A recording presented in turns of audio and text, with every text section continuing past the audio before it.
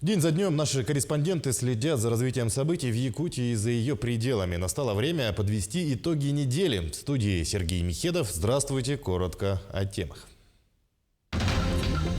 Важен голос каждого из нас. Завершился второй день голосования. Насколько активно голосуют якутяне?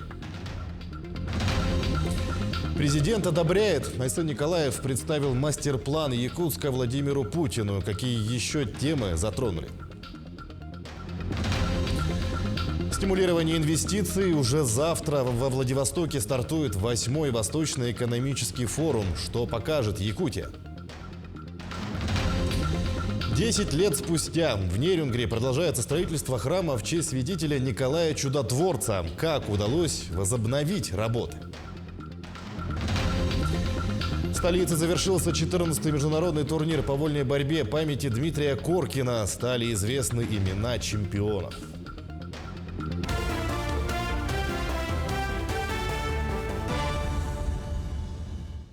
Завершился второй день голосования. По данным Центра избиркома, на 20:00 по республике проголосовало 222 015 человек. Это 34,36% от общего числа избирателей. А возможностью голосовать досрочно воспользовались 4600 человек. В лидерах по явке на выборы по-прежнему Оленёкский и Анабарский районы. Удивляет и приятно. Человек принимает те показатели, которые дают наши районы. Например, на сегодняшний день на 8 часов более 70% избирателей Оленёкского района проголосовали. 60% рубеж перешагли такие районы, как Анабарский, Верхневилюйский. 50% перешагнули у нас Горный, Татинский, Вено-Батамтайский, Сумтарский, Абыйский районы. В Алданском районе также завершился второй день голосования. Насколько активно алданцы делают свой выбор, расскажет Татьяна Вахнина. В Алданском районе продолжают работу 28 избирательных комиссий. Самым крупным является участок номер 9, располагающийся в школе номер 2. К нему прикреплены более 2000 человек. Супруги Феоктистовы заполнили бюллетени в первый день единого голосования. Настроение отлично. Я считаю, что каждым избирательным правом должен воспользоваться каждый, что мы с супругом сегодня сделали. Пришли первый день и проголосовали. Избирательный участок номер 11, который находится в районном доме культуры, также является одним из самых крупных.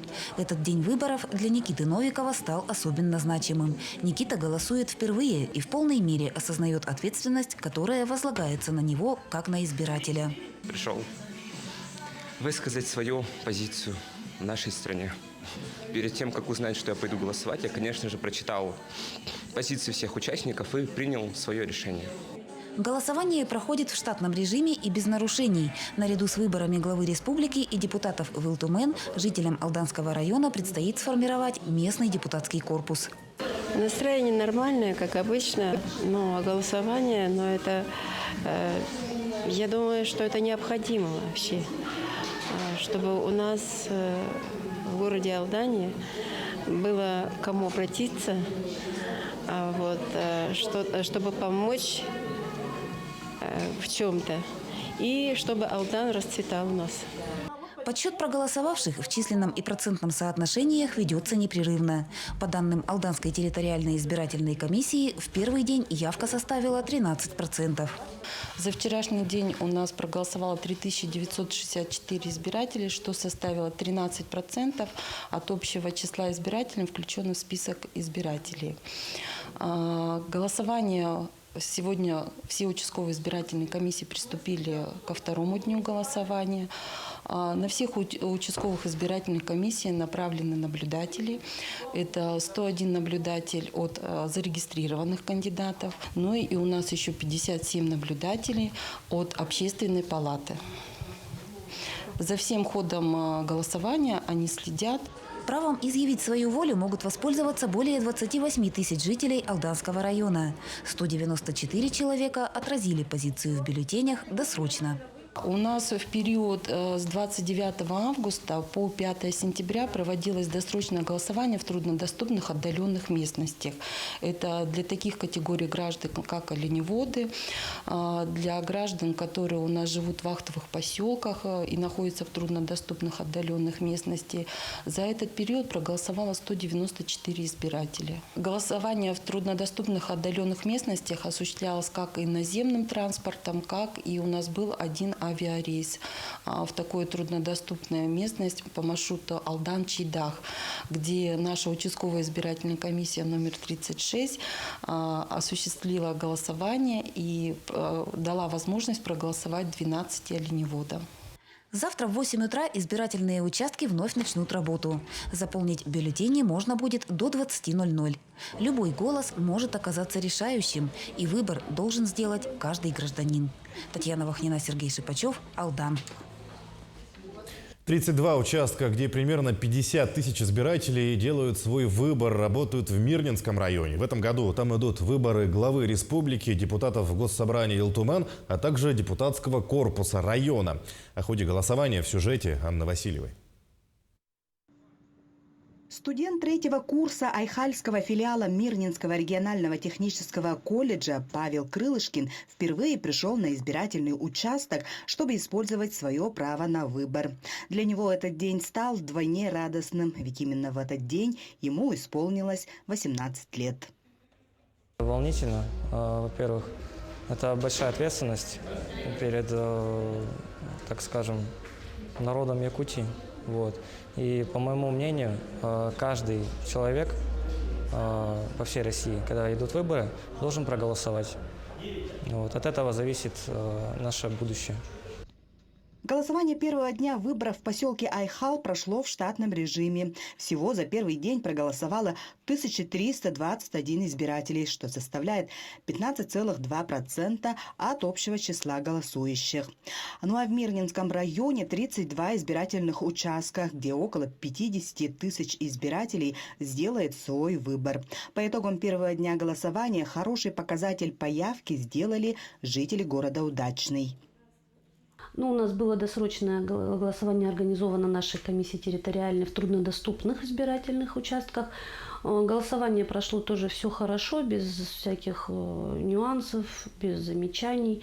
Люди проголосовали, все заявки, которые поступали к нам в избирательную комиссию, все отработаны. Что касается той категории граждан, которые у нас находятся где-то в каких-либо больницах, да, либо в ДП, вот у нас дом престарелых есть в Чернышевске, заявки тоже от МЦРБ поступили, также к ним комиссии будут выезжать. Всех обхватим голосование, кто изъявил желание и кто находится в этих у нас местах. Зайти в кабинку и поставить галочку для многих – это очень приятная процедура. Ведь голосование важно для всех. Каждому необходимо прийти и выполнить свой гражданский долг. Когда проводятся выборы, мы всей семьей, либо если в будние дни или смены попадается с работы, отпрашиваемся, ходим на выборы, либо всей семьей. Прямо вот это уже мероприятие такое праздничное, семейное. Я всегда хожу на выборы. Считаю, что это наш долг, это нужно сделать, чтобы знать и направлять, кто нами будет руководить, кому мы помогаем, кому мы доверяем. То есть вот так вот. Если мы не будем этого делать, естественно, не будет власти, не будет нормального движения.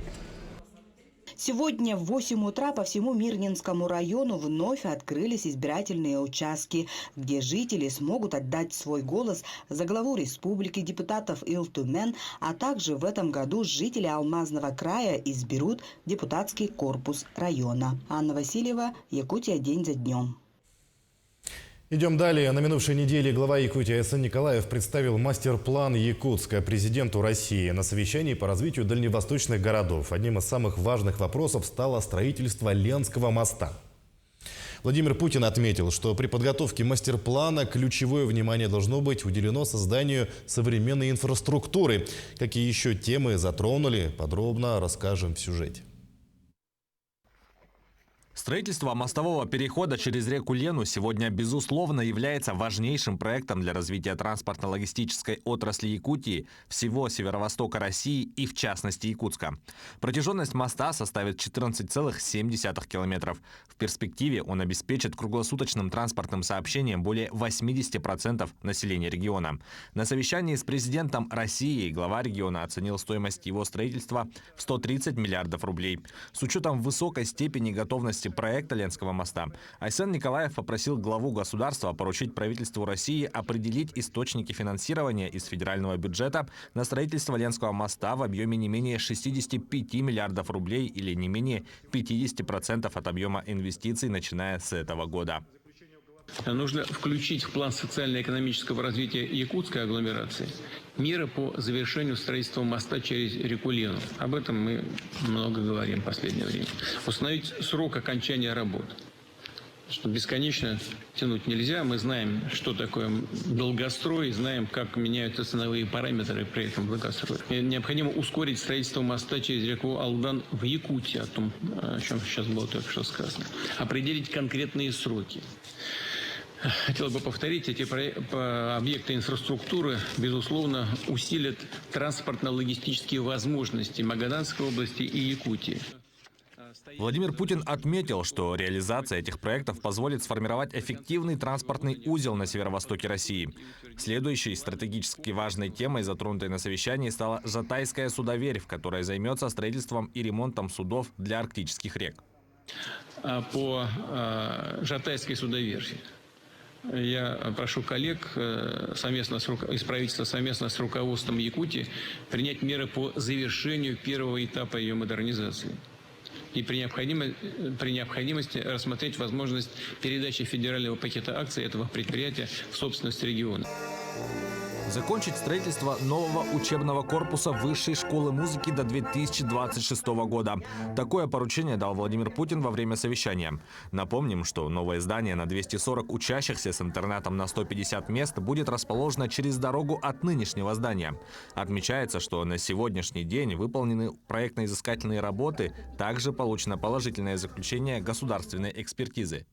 Прошу правительство взять под контроль завершение строительства комплекса зданий Высшей школы музыки в Якутии, чтобы талантливые ребята могли учиться в современных комфортных условиях. Предлагаю установить срок ввода в эксплуатацию до 2026 года. Действительно помню свое посещение этой высшей школы. Производит невероятное впечатление.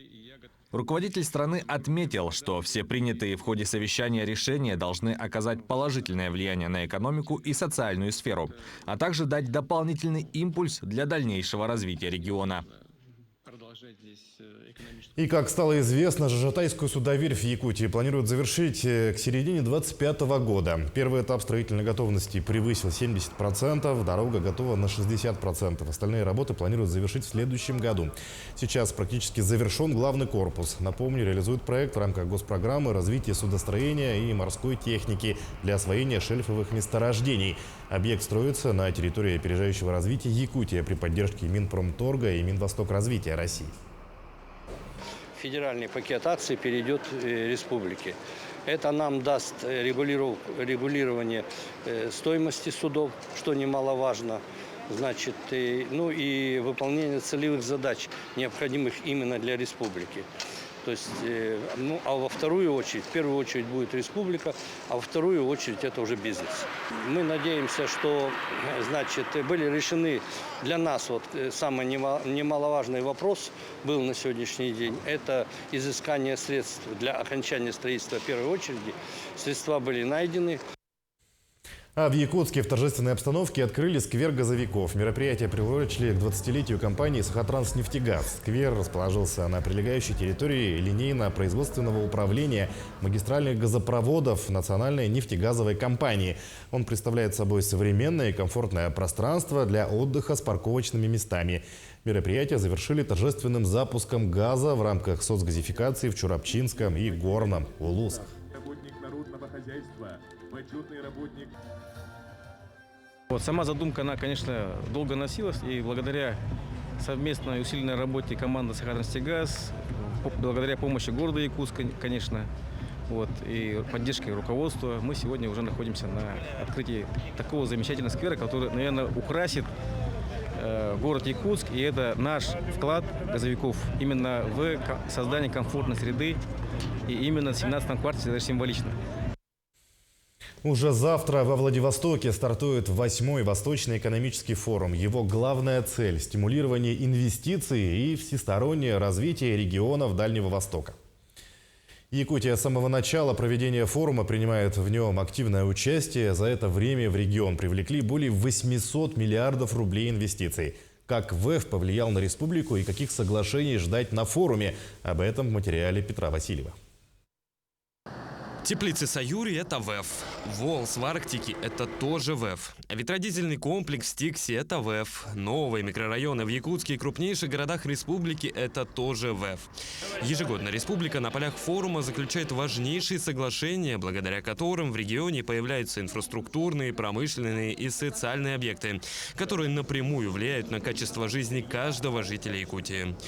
Прошедший в минувшем году форум не стал исключением. Рекордные 30 соглашений на общую сумму свыше 330 миллиардов рублей. Достаточно большой существенный объем этих соглашений позволил нам в этом году приступить к реализации таких крупнейших проектов, как, например, Кичузский золотопромышленный кластер. Не будем забывать о социальных проектах. В прошлом году было подписано соглашение в рамках форума с корпорацией ВБРФ по реализации целого ряда проектов образовательной сферы, ГЧП, концессионных. В частности, по проектам прошколы были подписаны соглашения. В этом году уже начато строительство.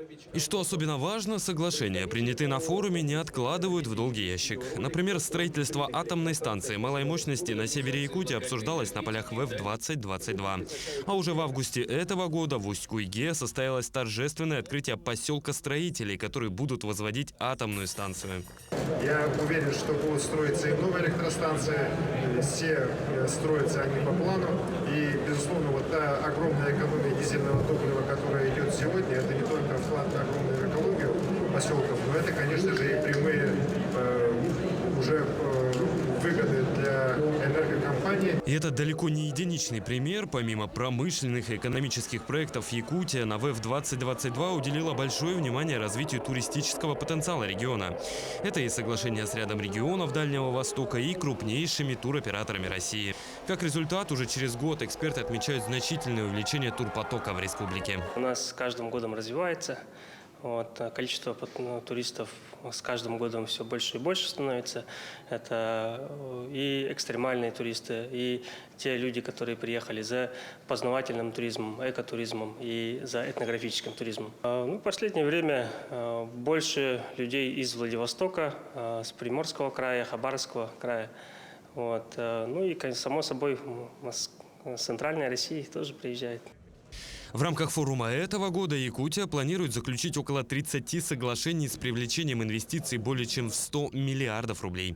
Их диапазон более чем широкий, начиная от межрегиональных и международных сотрудничеств, заканчивая созданием промышленных объектов и крупных инфраструктурных проектов в сфере транспорта, связи и жилья.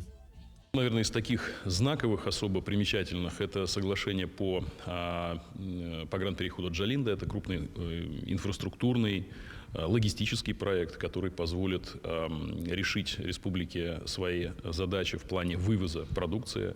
Это добавит около 10 миллионов тонн в год вывоз угольной продукции, железной руды, леса, пиломатериалов. На пути к сотрудничеству, миру и процветанию. Так звучит девиз форума этого года, который пройдет с 10 по 13 сентября. И видя результаты прошлых лет, можно с уверенностью сказать, что Восточный экономический форум для Якутии – одна из важнейших площадок для успешного развития и процветания во многих аспектах. Петр Васильев, Артем Алексеев, Семен Семенов, Якутск. В селе Кочекаце торжественно сварили первый стык внутрипоселковых газовых сетей. Напомним, в Наслеге реализуется пилотный проект автономной газификации. Планируют перевести местную котельную на сжиженный природный газ. Подробности расскажет Виолетта Засимова. Как известно, заречные наследия Хангаласского улуса не охвачены газификацией. Здесь до сих пор дома отапливают дровами. Естественно, тема газификации на отчетах правительства озвучивается постоянно. Но, кажется, в скором времени данная тема будет подниматься все реже. Дело в том, что в селе Качекацы начал свою реализацию пилотный проект по переводу местной котельной на сжиженный природный газ. К слову, это такой газ, который искусственно переведен в жидкое состояние для удобства хранения и транспортировки. Разговоры о реализации пилотного проекта начались 2 года назад, а сегодня состоялось первое значимое событие – торжественная сварка первого стыка внутрипоселковых газовых сетей.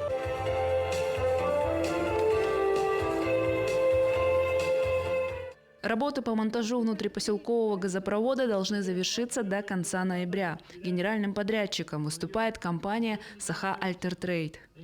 Здесь общая длина газопровода 22 километра и где-то 400 выходов на дома.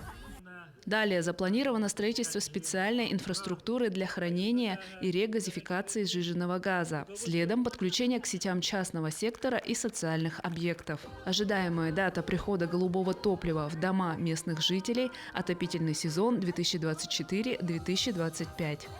Всю жизнь топили печку, так и жили. Сейчас с приходом новшества, да, как бы пока не знаю, как себя вести. Надеюсь, будет концовочка, да, и мы увидим вот этот свет, огонь, и поступит, наверное. Ну, надеемся.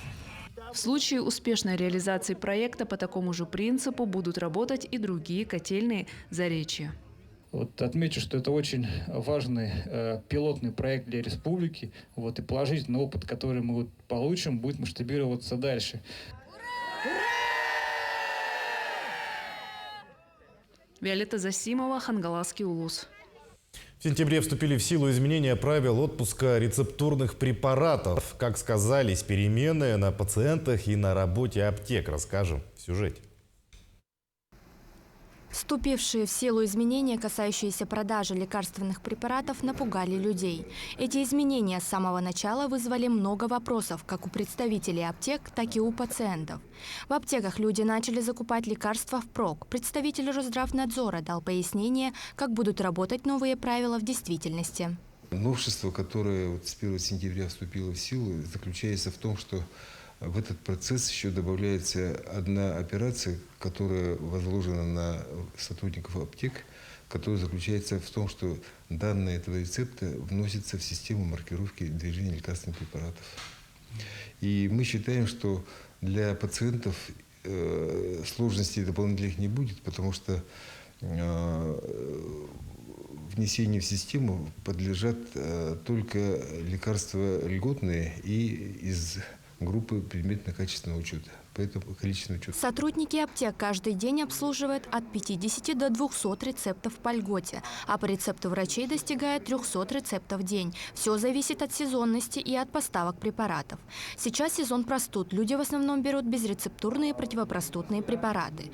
По льготе же приобретают, например, страдающие сахарным диабетом, эпилепсией и другие сопутствующие препараты. Для того, чтобы узнать более подробно, мы съездили в аптеку по улице Петра Алексеева, дабы узнать, как повлияли вступившие изменения на работу фармацевтических учреждений. Изменения, произошедшие с 1 сентября, которые активно обсуждались во всех СМИ и социальных группах, нас практически не коснулись. Потому что, начиная с 2022 года, мы работали так, как сейчас прописано в постановлении, принятом с 1 сентября. Поэтому, согласно этому постановлению, так как мы уже работали, поэтому никакой паники именно в аптеке не было. Мы были подготовлены. И сейчас продолжаем спокойно отпускать рецепты льготной системы. Изменений правил продажи некоторых рецептурных лекарств можно не опасаться. Изменения затронули такие лекарственные препараты, которые отпускаются по специальным формам, например, наркотические, психотропные и сильнодействующие. Также фармацевты не советуют приобретать лекарства впрок, так как хранение лекарственных препаратов в домашних условиях требует соблюдения правил хранения. Даяна Федорова, Иван Яковлев, Илья Сыромятников, Якутск. В столице Южной Якутии продолжает строительство храма в честь святителя Николая Чудотворца. Из-за финансовых трудностей строительство откладывалось более 10 лет. И сейчас, благодаря меценатам и благотворителям, стройка идет полным ходом. Подробности в нашем материале. Решение о строительстве Никольского храма было принято в далеком 2008-м. Однако приступили к реализации проекта только в прошлом году. Начало строительства торжественно благословил архиепископ Якутский и Ленский Роман. Этот храм будет небольшой, но будет очень уютно. Он будет расписан. И, наверное, уникальность этого храма, то, что непосредственно из храма верующие прихожане, сотрудники храма смогут попасть в трапезную и в административное здание. Также будет колокольня, клирос, где будет петь хор. И этот храм будет не только местом молитвы, местом, где будет совершаться богослужение. Этот храм еще станет достойным украшением нашего города. Никольский храм возводится на самой высокой точке города, на пересечении проспектов Ленина и Мира. По словам представителей подрядчика, строительство такого по-своему уникального объекта не доставляет никаких трудностей.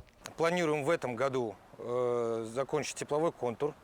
Это залить главный свод, выставить кресты, возможно, даже поставим колокола, систему электронный звонарь, подведем сети, а также начнем работы внутри храма. В связи с тем, что уже зима, снаружи будет производиться у нас работа, это по окрытию кровли.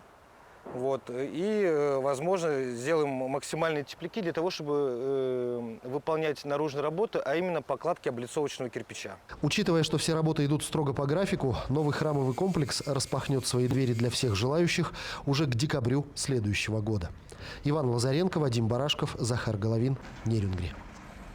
И о спорте стали известны имена чемпионов Коркинского турнира. В столице завершился 14-й международный турнир по вольной борьбе в честь 95-летия заслуженного тренера Дмитрия Коркина. В соревнованиях приняли участие спортсмены из 15 стран и 12 регионов России. Как проходил турнир, узнаем в сюжете Алексея Степанова. Торжественное открытие и финальная часть соревнований прошел во второй день турнира. В этот день глава Якутии Арсений Николаев присудил государственную премию имени Дмитрия Петровича Коркина, ветерану педагогического труда, почетному гражданину Чурапчинского района, вдове Дмитрия Петровича Александре Семеновне Коркиной.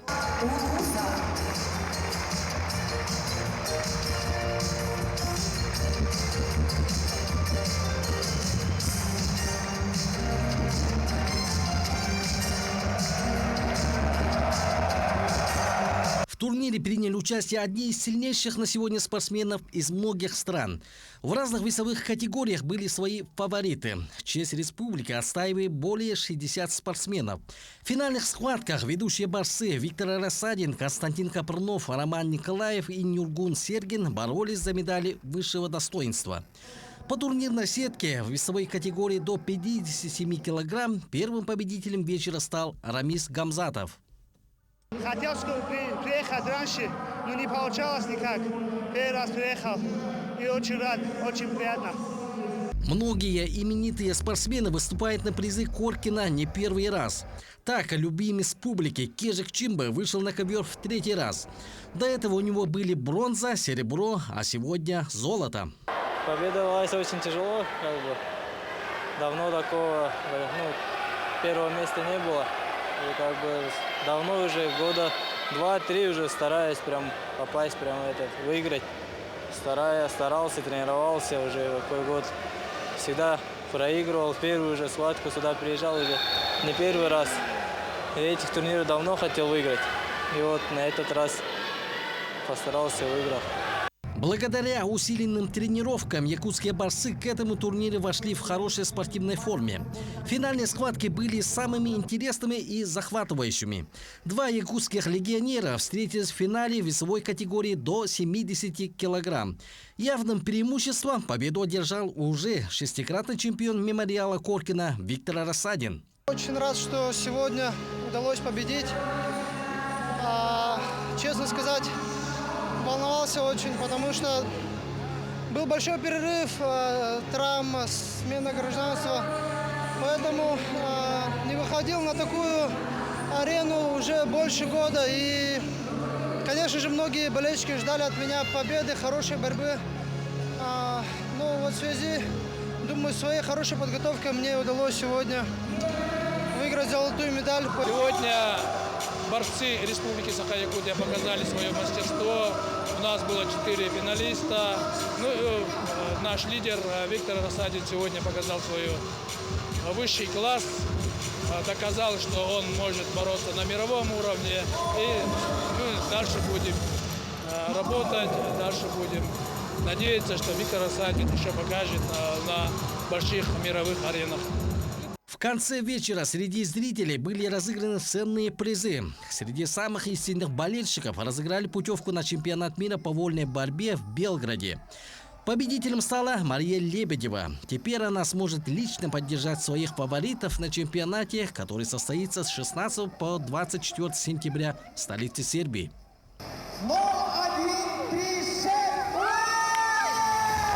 Юбилейный турнир памяти Дмитрия Коркина запомнился зрелищным и насыщенным. Много ярких побед, среди которых прозвучали новые имена. Алексей Степанов, Виктор Джасковский, Якутск.